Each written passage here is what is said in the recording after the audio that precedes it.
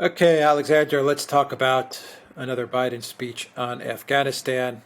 And this speech, I guess, could be titled, "It was an extraordinary success." Because that's what they're selling us. An extraordinary success, all of it. No accountability, no one's resigning, no one's getting fired, no apologies, no nothing. Just it was, hey everybody, forget about everything you saw and heard and read in the videos and even the mainstream media reports. Forget about all of it. It was an extraordinary success. That's what they're Um, going with. I know. I mean, it is becoming increasingly surreal, and the British media are all over it. I mean, I just get to read one brief thing that I read this morning in the Telegraph, which, by the way, has been, it's more conservative, but it's pretty supportive of Biden overall. And it says Joe Biden. This is from Dominic Grieve, and it's the lead article in the Telegraph. Joe Biden has lost touch with reality, and that's the way he likes it. The man who campaigned on empathy and a return to normality seems bizarrely disconnected from the American people and the wider world. And then it goes on to say that he's blustering for the domestic audience. For the first time in not for the first time in recent weeks, he's making it up. He promised a secure and orderly withdrawal in July, but now claims the desperate scramble at Kabul as a kind of moral triumph. Well, I mean, one could say so much more. And I mean, one of the things that I found really bizarre was that he talked about this chaotic evacuation from Kabul as, this masterpiece of logistical planning. And of course, and he also claims that this is nothing like this has ever been achieved by anybody before. Well, of course, in Britain, we all remember Dunkirk. We remember how 330,000 people were evacuated from the beaches of Dunkirk in the middle of the Second World War, in the middle of the battle with an oncoming German army on their heels.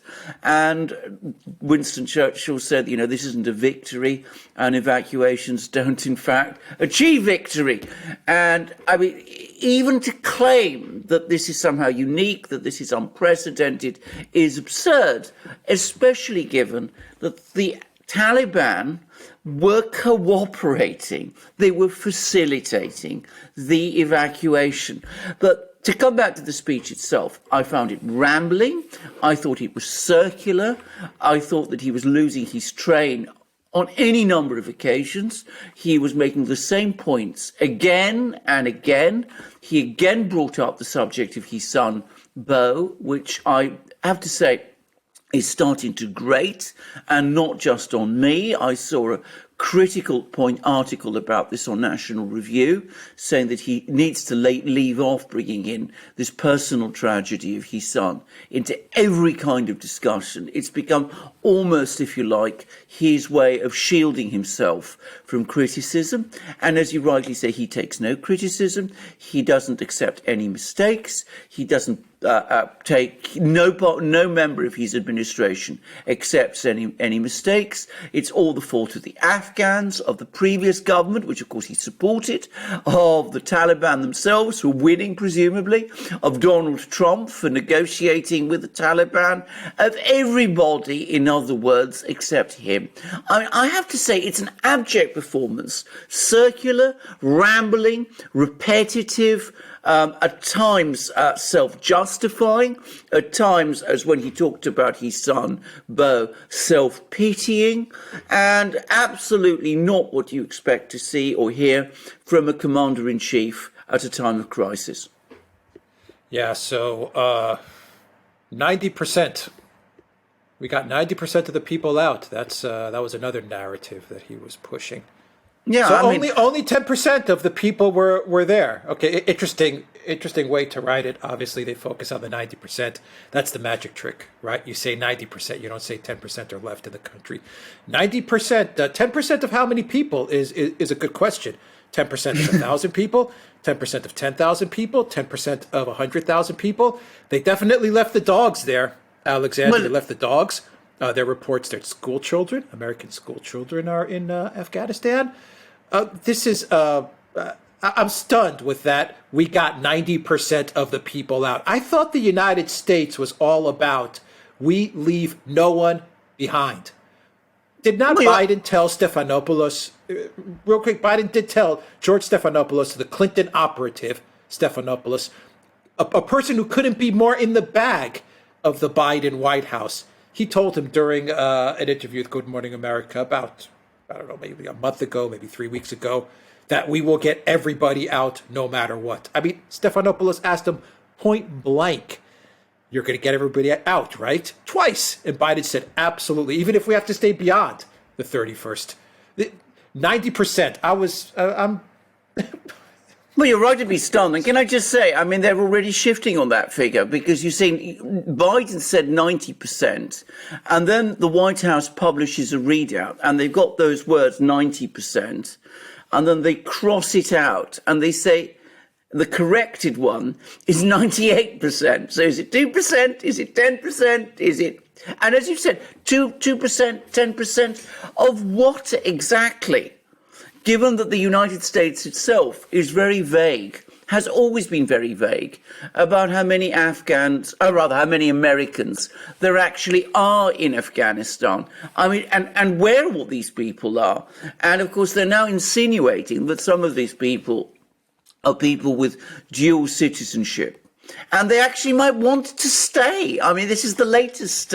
This is the latest iteration of this story, as if anybody in Afghanistan with an American passport would choose to stay, given that an American passport in Afghanistan at this moment in time, with the Taliban in control, with ISK, on the rampage, that American passport is quite probably dangerous now.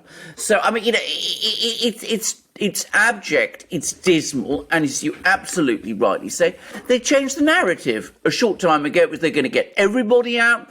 Now it's 200 people or perhaps 100 people. We don't actually know how many people. Maybe they want to stay, maybe they don't. We'll get them out through diplomatic action. I mean, it was incoherent, it was rambling, and as you absolutely rightly say, the United States has always been about getting all its people out. Those people who are still there will feel abandoned, and that's what they've been. They've been left behind along with the dogs. The dogs as well. Anyway, left in cages.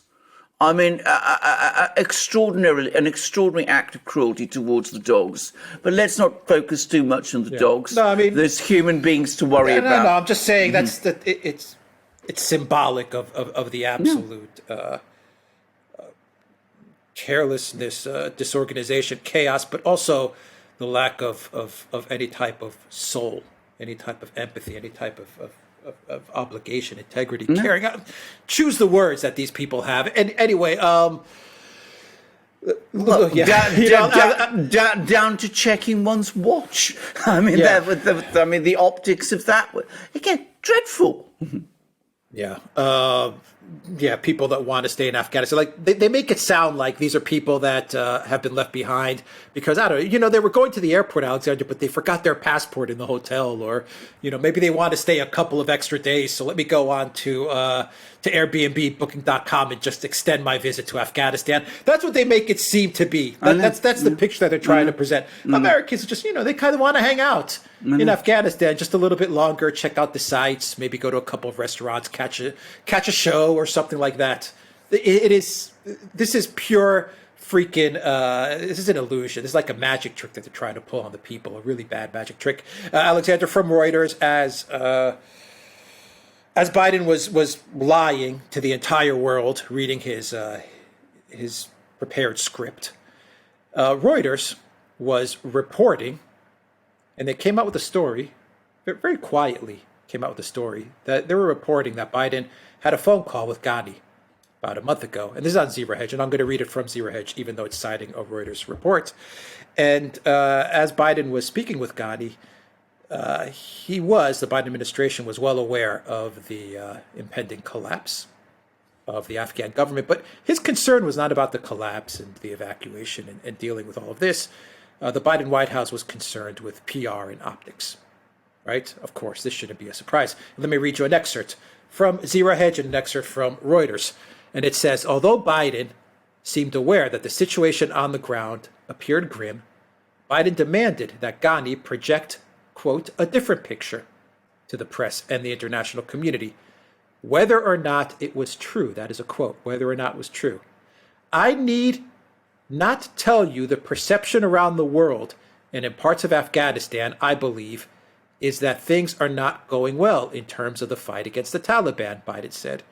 And there is a need, whether it is true or not, there is a need to project a different picture.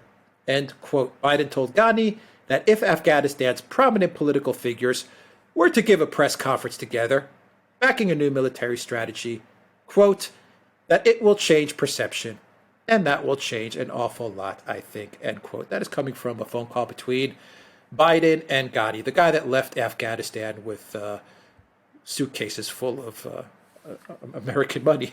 Indeed. There you go. This is a huge story, and can I just say, of course, we've got to be a bit careful because this is obviously Reuters. I was going to say this is Reuters, so that's the first thing to say. This is a leaked document, but this is Reuters, which is about as official the news agency as it gets. It's British, but I mean it has a tremendous reputation, and also. This transcript, the wording of this transcript has not been contradicted. We haven't had any public denials from Jen Psaki or from the White House telling us that this transcript, this extract from this transcript isn't correct. On the contrary, the tactic, again, is not to mention it. I mean, it's to sort of pretend that this wasn't said. Now, the other thing to say about it, and I'm going to act on the assumption that it's true, which I think is a very safe assumption indeed. The other thing is it shows that contrary to what Biden has implied in previous addresses to the US people and what he implied again in the speech that he's just given, the White House and Ghani were in continuous communications with each other, that Biden was actually telling Ghani what to do, and that Biden, in effect, was in full control, or at least not Biden, but you understand, the United States was in full control. So the idea that the Afghans were running the show and weren't keeping the Americans properly informed, and that this collapse suddenly happened and it was all their fault. Well, that's clearly an entirely false picture. But that's two things to say. But the other absolutely key point about this is, again, we see the extent to which this administration is fundamentally and entirely about news management. They're not interested in events. They're not interested in realities. They're interested overwhelmingly in perceptions. They made the decision in April to pull out of Afghanistan. They saw things begin to go wrong and go badly wrong, and they wanted to pretend that all was well, and they were telling everybody that all was well, even though they knew perfectly well, as it turns out, that it was not, and they wanted to get the Afghan government itself to collude in this pretense. So all of these comments that Biden was making, in May, June, July, early August, that all is well, that the Afghan government will fight on, that, it was a real surprise to the United States when everything fell apart. None of that was true. He knew, and the White House knew, and the administration knew that things, on the contrary, were falling apart, that they wanted to maintain narrative discipline, that all was well. Now, why did they want to do that? I'm going to make a guess. They wanted to hold things together in some form until the US troops had fully pulled out of Afghanistan. And so they wanted the Afghan government to go on pretending right up until that moment that all was well, so that they could continue that evacuation, pretending that they were leaving an orderly country behind. What happened afterwards? Well, that was not any longer. That would not be a real issue for Biden, because he probably calculated, and his advisors calculated, that if the Afghan government collapsed 2 weeks later, well, by then the news narrative would have moved on to something else. And what happened instead was that it collapsed just a few days or just a few weeks before the pullout itself. Now, we've only had an excerpt of what was clearly a long discussion between Ghani and Biden, and we've also probably are only getting a glimpse of the many diplomatic discussions that were taking place. But I suspect that the administration was also in contact with the Taliban at this time, and were telling the Taliban, don't take Kabul before the end of August, let us all go. When we've gone, then you can do whatever you want. So that was, I think, what the probable plan was, except it didn't happen, because what actually happened was that Ghani and the government collapsed 2 weeks early. I think that was really where it all went wrong. But I mean, it shows a manipulative and ultimately deceitful approach to the conduct of a war, and it highlights how completely unprepared the United States was, and also how it completely lost control of the events on the ground, because it was totally focused on news management and in providing a false narrative to the American people and to the world. Yeah, let's see where this story ends up, and if Reuters and other media outlets press on, or if the Senate or the House, any Republicans there, decide to take this up. Because I remember a few years back, they went to impeach a U.S. president over a ridiculous phone transcript, a phone call with the president of Ukraine, which turned out to be completely bogus. And this looks 1,000 times more real and more serious. But let's see. It is far more real, far more real and far more serious, because the commander-in-chief is deceiving the troops and the people in the middle of a battle. So that is to say that this is more serious. I mean, it is orders of magnitude more serious. And I'm very glad, by the way, that you brought up that comparison with the Zelensky-Trump telephone call, which was nonsense. It was a nothing, whereas this one is very real. I just want to add one further point. Obviously, someone in the government has leaked this call to Reuters. So there are some very, very upset and angry people within the government also. And maybe if somebody does take this up, maybe if the Republicans take it up after 2022, if they take over Congress, the Democrats are not going to take it up. But if the Republicans take it up, then we will start to get more leaks and more information, and maybe this thing will snowball. But at the moment, we're still at the very early stage. Yeah, we're at the very early stage, but we always got to remember there's a lot of infighting in the halls of power for the control of the Democrat Party. So maybe this was also a leak from one of those factions that wants to usher out the U.S. president and bring in something new. But very true. Who knows? We'll see. It may fizzle out too. Maybe Reuters will get a phone call and someone will tell them, don't go any further with this, or they'll put the word out across the mainstream media and social media. Don't dig further into this transcript, bury it, and then we know that the mainstream media and social media will do that. And that comes to my final point, going off of what you said. The Democrats, the deep state, the Biden administration, all of it, the whole machine, they thought that they could do what they did with the Hunter story and other stories with Afghanistan, and that was their intention. They thought they could bury this in the mainstream media, what was going on in Afghanistan. They thought if people decided to tweet about it or post about it, or if we did a video about it, then you could just deplatform and ban them, because social media will do that as well. And they believed that that's how they were going to manage Afghanistan. They were going to manage it virtually and through a media lens, not actually on the ground and dealing with the problems at hand on the ground in reality. No. That didn't concern them, what was happening there on the ground. What concerned them was, how do we manage this from a social media perspective and from a media perspective, like we've done so many other things during the Trump presidency.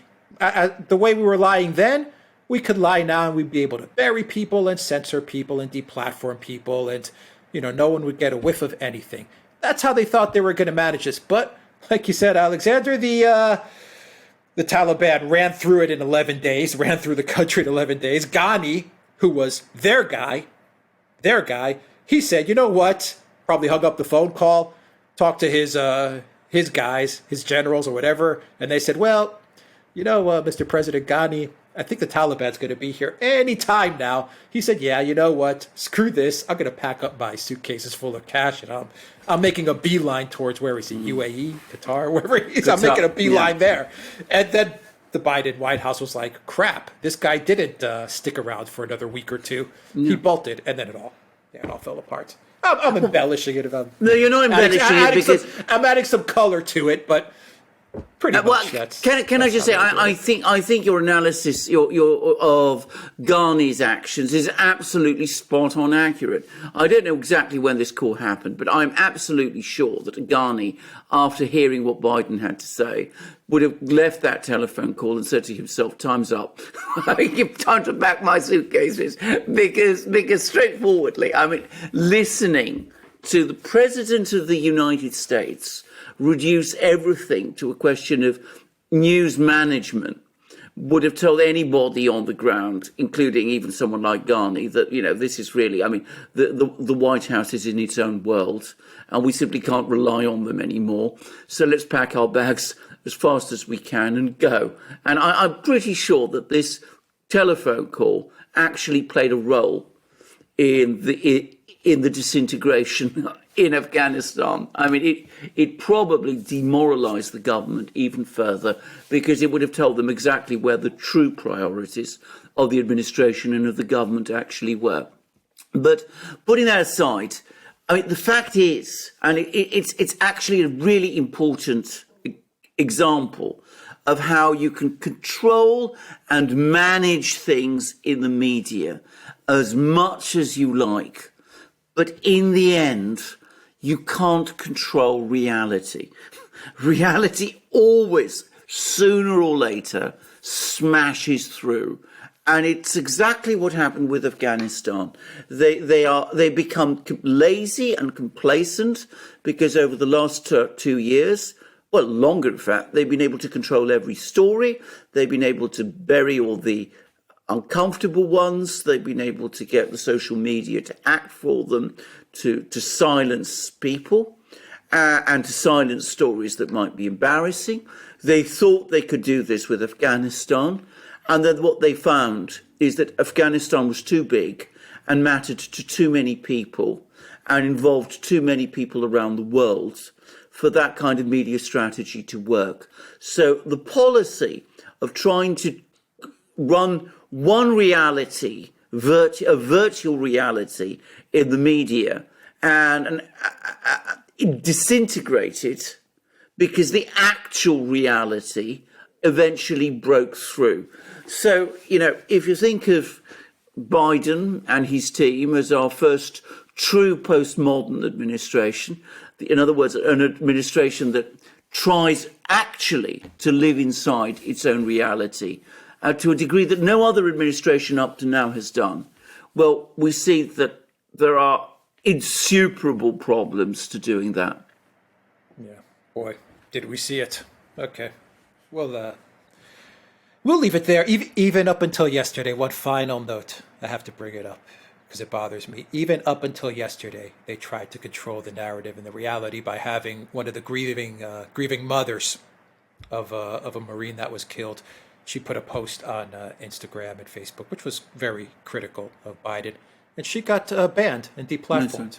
Well, indeed, absolutely. Her account actually got deplatformed, her entire account on Instagram. Instagram came back many hours later and apologized, and they reinstated her account. But there you can see, even up until yesterday, Alexander, they tried to control the narrative up to the point of what a grieving mother posts on social media. I know. It was a dreadful, absolutely dreadful. And of course, it's part of the pattern. I mean, we've seen how a lieutenant colonel, a Marine lieutenant colonel, has now been sacked from the military because he came out and criticised what happened. So I mean, nothing. They're far too committed to a strategy which has worked for them up to now. I mean, it has up to now. It's worked for them, so they're going to persist with it. They're not going to learn anything. They're not going to change. A leopard doesn't change its Even spots. a grieving mother, you deplatform her. I know. I mean, it's. I don't have any words for it. You deplatform a grieving mother. I would imagine that even a big corporation would be intelligent enough, empathetic enough, even a little bit, to say, okay, we'll deplatform all these guys, but her, maybe we'll just let's just let her get her. Let her say what she needs to say. You overestimate even big organizations. I think empathy, certainly, intelligence, possibly, were left behind a long time ago. Yeah. All right, we'll leave it there, guys. Check us out on Locals, everybody. Take care.